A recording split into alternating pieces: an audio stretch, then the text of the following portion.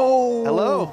Welcome back to Central Park Sculptures. It has been 2 whole years since I was last here talking about sculptures and taking pictures of them with this guy, my Mamma Mia 7. This is going to be episode 3. Episode 3. Boom. Okay, that's kind of blown out. Today, we are going to be looking at the sculptures kind of in the middle of the park between the museums. We are right in front of the Natural History Museum. Right over there. Look at that. That's it. Boom. And we're going to go all the way across the park to the Met. Along the way, there's a couple of things to see. You're also going to see me probably embarrass myself in the process. And hopefully I can hold in my pee long enough. We are here at the sculpture of Friedrich Wilhelm Heinrich Alexander von Humboldt. Some scholars insist this intellectual giant couldn't possibly be the gregarious bisexual playboy he was consistently rumored to be. We'll never know. Much of Humboldt's life was documented in his private letters, which he burned before he died. This portrait that I'm about to show you is a crop from a painting by Edward Ender, depicting him and his scientist traveling companion Aimé Bonpland. Humboldt didn't like the painting because the scientific instruments were not accurately depicted. Look, sexy guy. That's him on the left, with his shirt open like that. Raunchy. So that's him. This was him years later. Give me 400 if you see it. Yeah, perfect. It's been so long, I forgot how to take photos. Humboldt, dubbed by Ralph Waldo Emerson as the most famous man in the world after Napoleon, was a German polymath, geographer, naturalist, explorer, and a proponent of romantic philosophy and science. Right now he's backlit, which kind of sucks, which means he's going to be like silhouetted. Okay.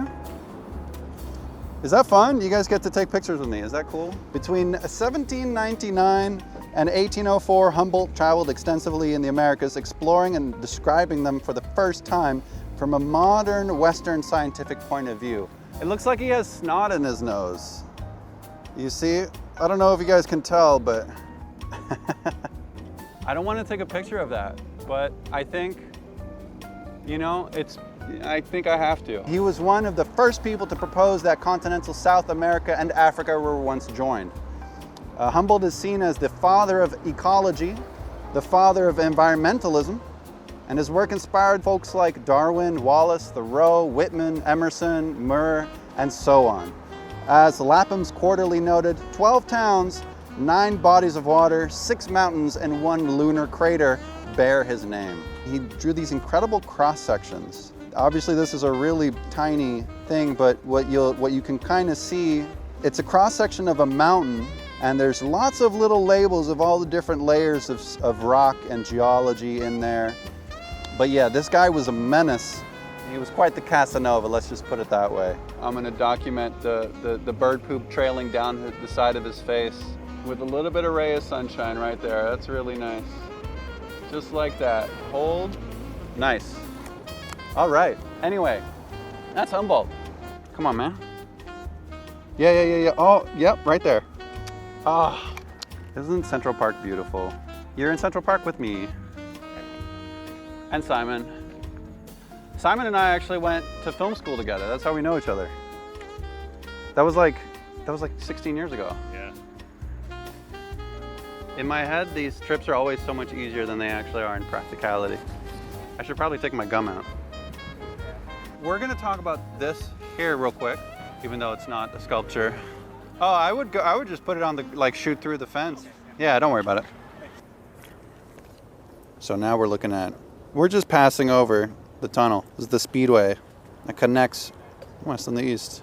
This is the lovely Shakespeare garden. And actually the structure right next to it is called the Swedish Marionette House, which I'm not going to talk about because it's not a sculpture.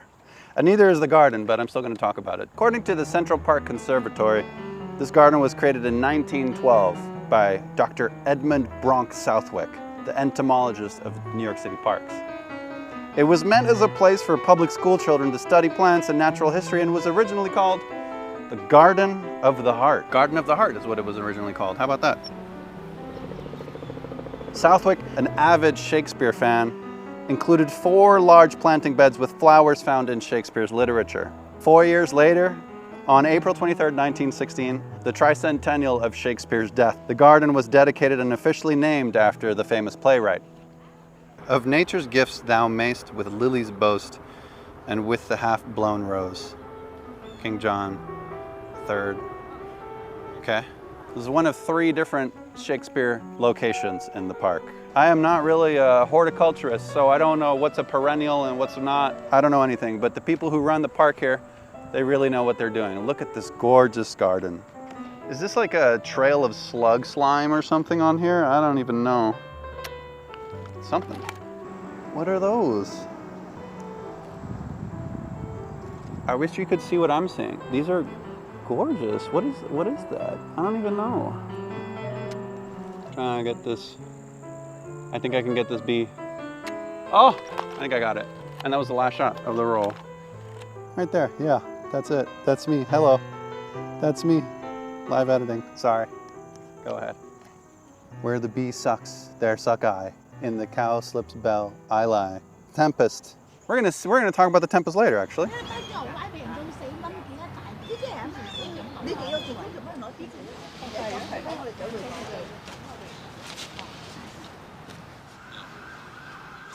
I'm sitting on the Charles B. Stover bench. Oh my God, it's wet as hell. I think they spilled some soda over here.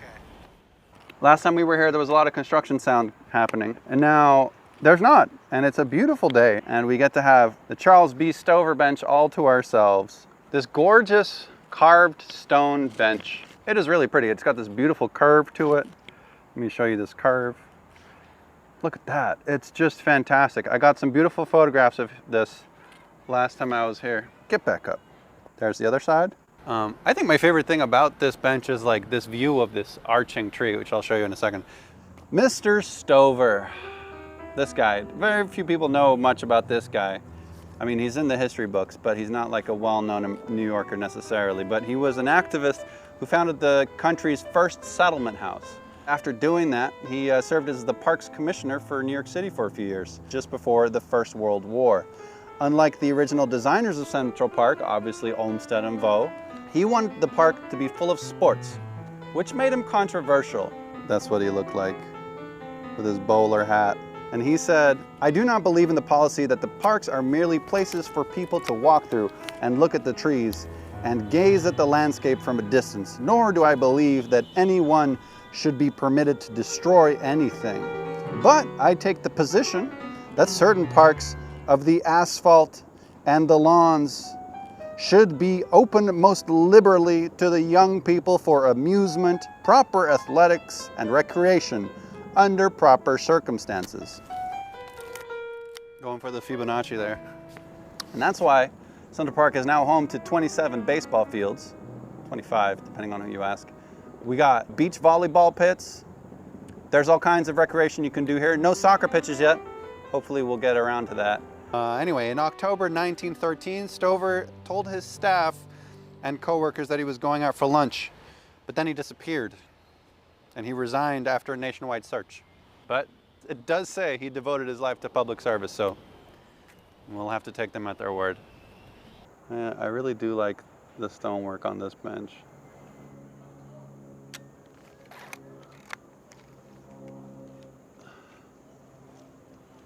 Oh my God. I don't think we'll be able to access the sculptures at the Shakespeare Theater. It's under fucking construction. This is the Shakespeare Theater. The delacorte Theater, actually, to be specific. Let's try to take a look.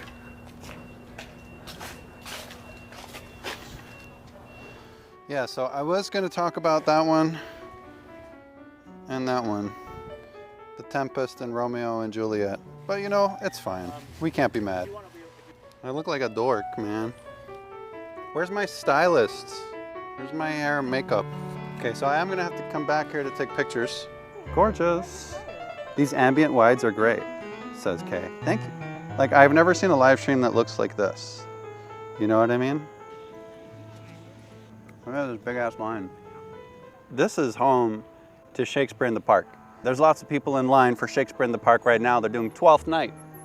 But this isn't called the Shakespeare Theater. It's called the delacorte Theater. The idea for it was suggested before when Robert Moses was still the Parks Commissioner, but he was like, hell no. He was not about that. He just likes highways. But eventually, so when Morris became the parks commissioner, they set it into motion and they put a lot of money towards it. But they ran out of money, so they had to reach out to somebody for the rest. And who did they reach out to? None other than George delacorte. And that's why it's called the Delacorte Theater. Now, who is George delacorte, you might ask? Well, it's this sexy guy. Look at that. Look at that guy. Ain't he something? Anyway, Delacorte Theater was opened in 1962. Well, George, he became wealthy through publishing. After launching his company, Dell Publishing, with pulp magazines like I Confess, it expanded into comics in a massive way, as well as humor magazines and then paperbacks. And as he reached his later years, he really started spending his money. Mayor Ed Koch once said, George T. Delacorte is to the city of New York what Lorenzo de' Medici was to the city of Florence. Now, this is obviously not the Sistine Chapel, but I think it does hold a really special place in New Yorkers' hearts. From 1991 New York Times obit, this is a quote, Mr. Delacorte was a philanthropic loner who did not like to serve on the boards of museums or schools or hospitals. I hate hospitals, he said. Instead, he gave money where and when he liked to whatever struck his fancy. It's kind of cool. Only once did he join with others, and that was in 1964 when he helped create a group called Make New York Beautiful Incorporated. Delacorte is responsible for lots of sculptures and fountains around the city, but especially in Central Park. Nobody comes close to him. Alice in Wonderland and the Mad Hatter, the Delacorte clock, all of which we'll see another time, and here the Delacorte Theater with the Tempest and Romeo and Juliet. You see it, right? This is where they're supposed to be. Unbelievable. Gift of George Delacorte, it says right there. You happen to know when the sculptures are returning? No. Okay, thank you, that's okay. I can't believe I'm doing this with all these people around.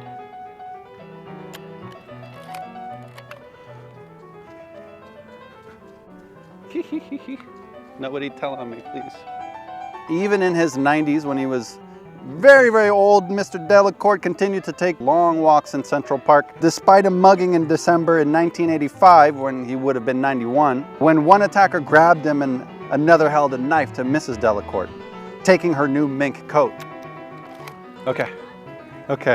You know, he said, at 92, the memory is the first thing to go. He paused for a moment and said, well, to tell you the truth, the first thing that goes is sex. Then your memory goes. But the memory of sex never goes. That's George Delacorte. You guys like that bit? No funny comments, no viewers, it's okay. Someday. Romeo and Juliet, the Tempest, I'm gonna Photoshop these sculptures in or something. I don't really know. Oh! We good? We good? I think we're okay. Okay, we're out of focus, but I'm assuming that's fixable. Don't worry about it. Whew. Yeah, okay, thank God. We are still okay.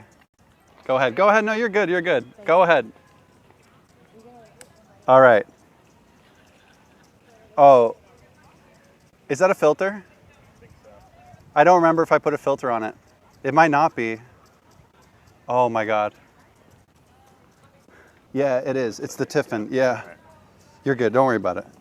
It might be like cracked into it a little bit. Okay. Don't mind the cracked glass, okay? We just broke our lens. But the short, here, Romeo and Juliet and the Tempest. Missing, but we will Photoshop it in or something. The Tempest is the shortest of Shakespeare's plays. Its title refers to the storm at the beginning of the play, as well as the tempests of lust and greed. Go ahead. You can walk through. This play was first put on in 1611. And it's famous for quotes such as, hell is empty and all the devils are here. What's past is prologue, and misery acquaints a man with strange bedfellows. Great quotes. Now, Romeo and Juliet debuted in 1597. It doesn't need any introduction or reference to quotes. It's just too fucking famous, let's be honest. What's interesting though is that despite the contrasting styles of these two sculptures, as you can tell, very contrasting styles between these two sculptures, is that both were created by the sculptor Milton Hebald. He is best known for these two sculptures, as well as his 12-piece zodiac sculptures that are sadly in a container somewhere in a Port Authority hangar.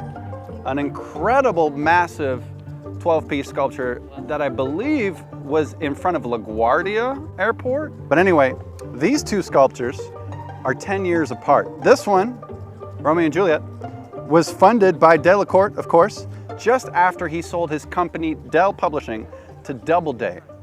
Now you might know Doubleday, but today Doubleday is owned by Penguin Random House, which isn't surprising since it owns a whopping 365 publishing imprints. Oh, a little birdie right there. You got a bird hanging out with you. Do you wanna, can I give you cash to get hot dogs? Yeah. Did you say you want one? Sure. Yeah? Here's a 20. Cool. If you wanna just grab. This thing has been such a pain in the ass today. We've had so many funny, like weird mishaps with it, but then the lens breaking is like really sad. What are you gonna do? We got hot dogs. Thank you, Simon. Awesome. Television, NYTV Live. NYTV.live, everybody. Here, I'm gonna do a little promo. New York Television. NYTV.live. This motherfucker. Have you guys ever heard of this guy? Alexander Hamilton. Scholars generally regard Hamilton as an astute and intellectually brilliant administrator, politician, and financier who was sometimes impetuous. I don't remember who said that in particular, but I have that here. His ideas are credited with laying the foundation for American government and finance. The statue was donated to Central Park in 1880 by one of Hamilton's sons, John C. Hamilton. He commissioned the German-American artist Carl H. Conrads to create the likeness of his father based on a 1778 bust of Hamilton by the Italian sculptor Giuseppe Ceracchi. Ceracchi? Ceracchi or Ceracchi? I don't know. The figure is made completely of carved granite, the first of its kind in the United States. What's really interesting though is this sculpture makes up for the loss of a previous Hamilton sculpture that his other son James personally blew up. Why? There was a great fire that ravaged downtown Manhattan and threatened the Merchants Exchange building in 1835. And as Cedar Miller notes, Sarah Cedar Miller, when the blaze reached Wall Street, the only way to contain the fire was to blow up several buildings. And James, the son of Alexander Hamilton, personally blew it up. So this one makes up for it. And we got his hat and sword. What is that, a book? I don't know. I wonder if James felt bittered at all by not being credited here, which makes sense because, you know, he blew up the last one. I would have loved to. Oh man, I'm losing so many frames here. I might not even be this. But I'm just gonna live with it. Wow. That's cool.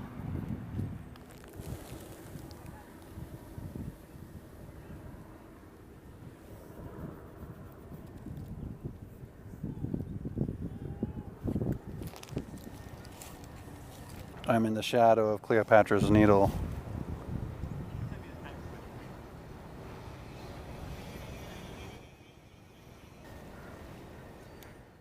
Why is there caution tape on it? I'm gonna go take a look at that. It's atrocious what they've done to it.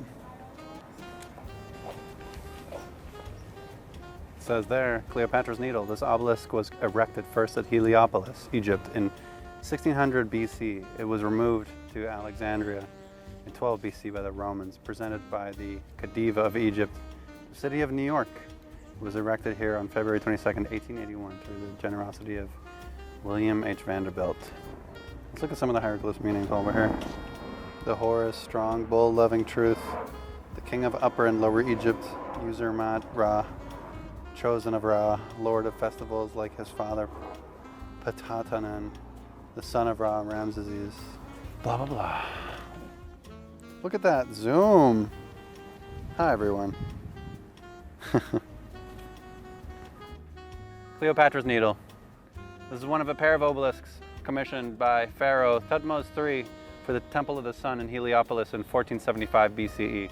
200 years later, Pharaoh Ramses II etched his military victories into it. 750 years later, the two were toppled by the Achaemenid Empire. They rested in the sand for another 750 years until 12 BCE, when they were raised once again by Queen Cleopatra at the Caesareum in Alexandria. Although one of them fell at the start of the 14th century, and I have a picture for you here, they remained there until Muhammad Ali Pasha formed modern Egypt at the start of the 19th century. The one that fell over is the one that went to London, and the one in the background that's still standing over there, that's the one that is here now.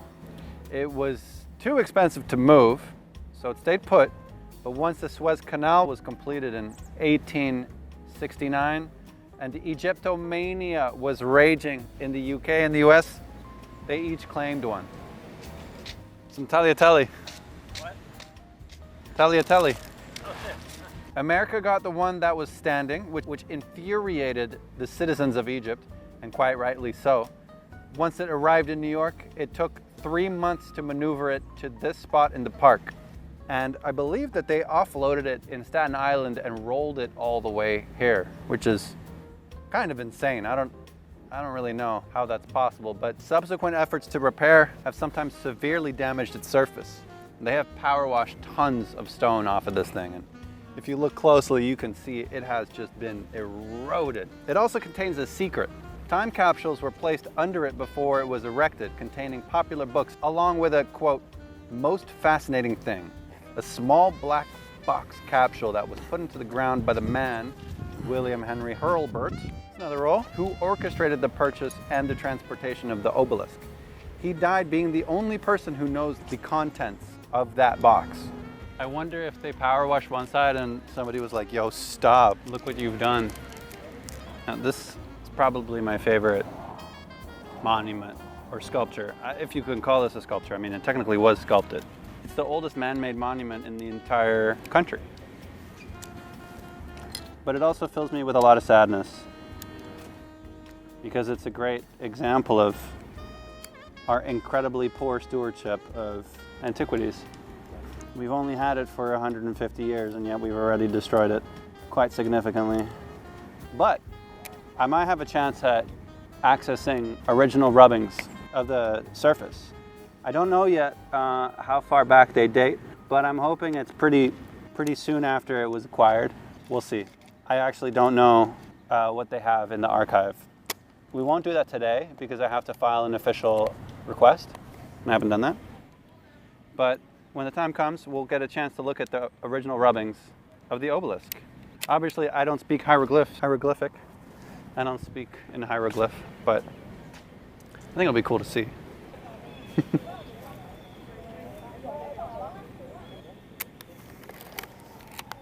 All right, let's move. 2 left.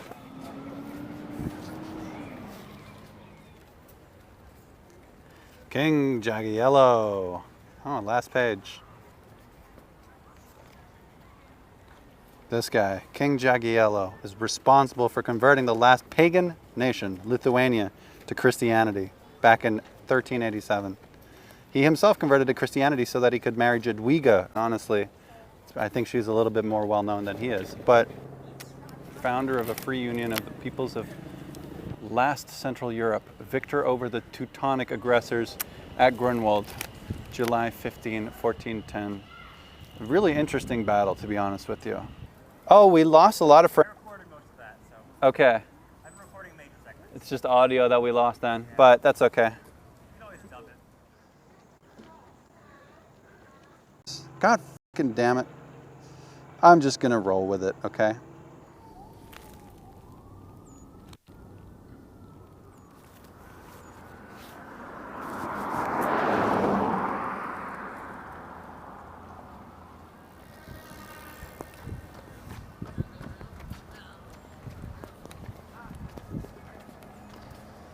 Last one for today. What does this look like?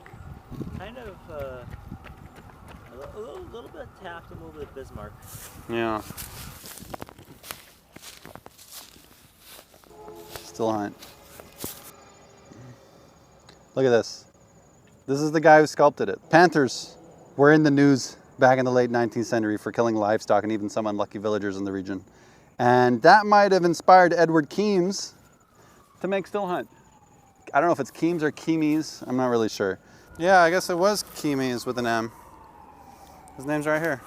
It was donated to Central Park by an anonymous group. As the Central Park Conservatory notes, quote, when it was unveiled in 1883, reporters in attendance noted that some spectators were frightened by the realistic portrayal of the giant predator. I mean, mind you, back in those days, I wouldn't be surprised that people were like literally frightened by him because it was something that people were thinking about. Anyway, that's it. I'm gonna call it a day.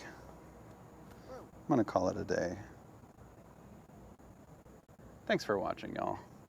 And I want to say thanks to Simon and Martin for tagging along. This was really fun. Thank you so much. I'm gonna end it here.